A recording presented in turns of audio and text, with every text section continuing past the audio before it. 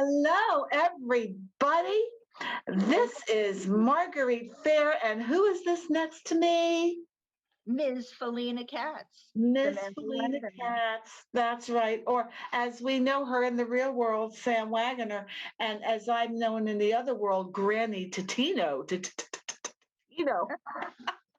So we're here today, and we are going to give all you guys some new Netflix movie reviews. And of course, today Felina has her black cat with her. And I have something that a lot of cats get nervous about. I have a bird today. So I don't know how she feels about birds. Oh, he's mean looking, so I don't think he likes birds. But this is my birdie. This is Clear Birdie. So, okay, there you go. Well, now we have been again watching the Netflix movie reviews, and everyone now, Felina, I'm going to read mine first because our first report today is for Monster-in-Law, and everyone. I must say, as you know, this is Sam's favorite category of movies. This is a romantic comedy, or as Sam likes to call them, what do you call them? Rom-com. She will not even call these romantic comedies, but I do because that's who I am. So I'm going to read it first. Let me make sure I look gorgeous for everyone. Okay. So this is my report for Monster-in-Law. Now, this is what did you say? Bah humbug.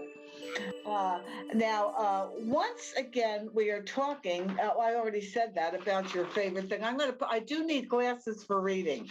I shouldn't try to read that, but to me, Jane Fonda playing a tight ass, possessive, jealous mother of all the attention paid to her son by her potentially new girlfriend. I loved it. I found that to me, this is a funny movie from start to finish. Jane Fonda steals every scene she's in. I've actually seen this 3 times. I didn't want to tell you that, Sam, but this to me is what comedy is about. And from the look of the movie and the antics Jane Fonda goes through, Sam, I see what you're doing, and you better stop it, or I'm calling Jane. Yeah, I told you. Jane!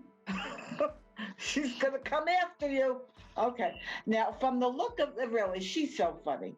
And the wedge that she's always putting between her son and his potential wife, who is played by Jennifer Lopez, is really funny. And you almost feel sorry for Jennifer Lopez most of the time. Now, I know that I can't help it, but if you like to laugh, excuse me, this is the movie to see. And I'm sure Sam can tell you what I'm going to give it. Yeah. I'm going to give this a 5, okay? Because as far as comedy goes, it really is good. But remember, Sam is a cat. Felina doesn't have a funny bone in her body because she eats fish. Yeah, she's always eating fish. So I'm going to say it's 5 and it's funny, but there's 2 people on this show. So what we're going to do now, Miss Felina, I'm turning this over to you. And please do share with our audience, because I think everyone's breath is bated waiting for you. What did you think of Monster-in-Law? Well, there were no cats in there. There were dogs, bunches of dogs. Oh, that's true. Okay, well, what I thought that it had a great cast: Jane Fonda, J-Lo, Wanda Sykes, Michael Barton, and J-Lo was really cute. She played a dog walker, and she somehow runs into Michael Barton on the beach. And yeah, and woof woof. So her and the dogs went woof woof all over Michael Barton. when she finally meets him. The funny thing is, she keeps running into him during the day in different locations. So she sees it as a sign. Oh, don't we all? Don't women all see all this crap as a sign? This is it. I keep running into him, blah, blah, blah. Cute. Anyway, he introduces himself finally as Kevin, and he's a physician. Not a bodybuilder or like an empty-headed whatever. He's a physician, a surgeon. So he's quite a catch. Yes, he is. Yes. Well, Jane Fonda plays Viola, his mother, his high-strung mother. And she's so good at it. Yeah, and she has Wanda Sykes as her colleague and sidekick, who's really brilliant. I think the funniest part of it was Wanda Sykes. Anyway. I love her. I just watched the special she did. She's a funny woman. Yes, definitely. Well, I just thought it was a typical comedy with a rather slapstick edge. J-Lo was great to watch, but she was just too cutesy. I liked her in everything better than that. So, her character was cute, and she may have been a great dog walker, but they failed to show any cats. And that might help the movie considerably, in my catty opinion, anyway. I'm sure. Yeah, so I gave it 3 cattails. 3. Oh, again, from your limited brain cells coming from you, that's not too bad, because I have known you to give just a lot less than that if they didn't have cats in it. So, okay, so Miss Felina gave it 3 cattails, and I gave it a hand or 5 fingers, because I'll tell you, there's nothing Jane Fonda would be in that I wouldn't give a 5. But I do agree about Wanda, because she played so well, because Jane Fonda was just funny, being hysterical. And the responses by Wanda, it's just tremendous. I mean, the woman is she's a perfect comic with perfect timing. So I agree with that. So, okay, so that was really good. And we always advise everybody see this, because it's worth seeing. It's a comedy. It's not your traditional romantic comedy. You would agree with that, wouldn't you, Sam? Yeah. It's got a little bit, it's just really, really funny. Let me tell you about this one. This is, I know this next one is Sam's favorite category. This is the Rite, starring Anthony Hopkins. And as all of you know, Anthony Hopkins can be pretty scary no matter what he's playing. Exactly. Yeah. The Rite is a scary supernatural thriller based on a true story, and stars Anthony Hopkins. A seminary student, Michael Kovac, attends an exorcism with a bizarre priest named Father Lucas, and that's who Anthony Hopkins plays.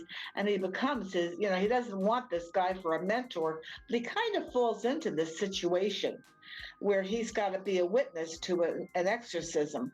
Well, as you can imagine, from that point, the story does escalate into scary, which Anthony Hopkins, even though he wasn't really playing a bad guy, there's something about his character that was very menacing. Wouldn't you agree with that, Felina? Of course. Yeah, I mean, oh my God, you were watching it and you took the cat's head off again. So without giving away the ending, which I don't like to do, but for those who know it, let's just say we all know that the devil can wreak a lot of harm. And this movie is no exception. So just I'm putting this up right now. Just look at this picture of the poster of Anthony Hopkins as Father Lucas, if you have any doubts. Now, look, Sam, doesn't that put the fear of God? I mean, really, look at this face. Oy, oy, oy. So now, for anyone that does, if you're interested, I gave this 3.5 fingers because it's not my favorite type of movie, but I love Anthony Hopkins. But I think it was well done. And again, What I liked about it was a little bit different with the storyline, with the priest being an unwilling participant. It's not what we usually see. So that's what I gave it. So now, Sam, I would like if you would please share your perspective with the rest of us waiting. Yeah, there you go with your headless or your bodiless cat. Okay. Okay. Yes, this is a thriller. One of my favorites. And it was inspired by true events. How do you? That's what's really scary. That's really scary. But anyway, so yeah, Colin O'Donoghue plays Michael Kovac, and he's originally working with his dad as a mortician, no less. Talk about creepy. Yeah, that was creepy, that part. But he's a young guy and he has his whole life ahead of him. So he really, was trying to figure out what to do with his life. And living with his father, he felt that the only two things he could get like some help with to go to school would either be a mortician or go to seminary school. Yeah. So he chose seminary school to become a priest, even though he really didn't believe in it. He exactly. had no faith. And that was like the whole thing that kept coming up during the whole film was how he really had no faith. So he went and he just became a student, and he was like just leaving the seminary, and he was going to give his resignation letter, but the head priest thought otherwise, and he told him why. So he had him go to become an exorcist, which is a totally new program for priests. And he sent him to Rome to work with Father Lucas, who is Anthony Hopkins. Now, anybody that's seen Anthony Hopkins in like Silence of the Lambs knows how creepy and scary he can really be. Yes. Quietly terrifying.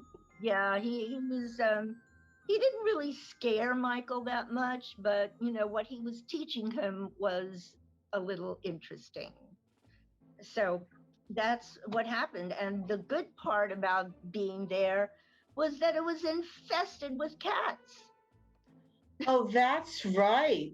That's right. You got to see all your cats crawling around.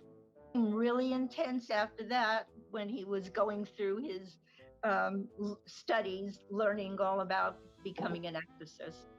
And I gave it a 4 cat. Oh, yeah, you would give something a 4 when it's scary. There you go.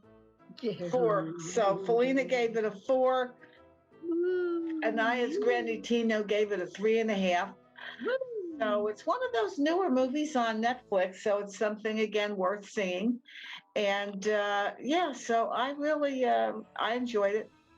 And thank you, Felina, for a wonderful time talking about the movies.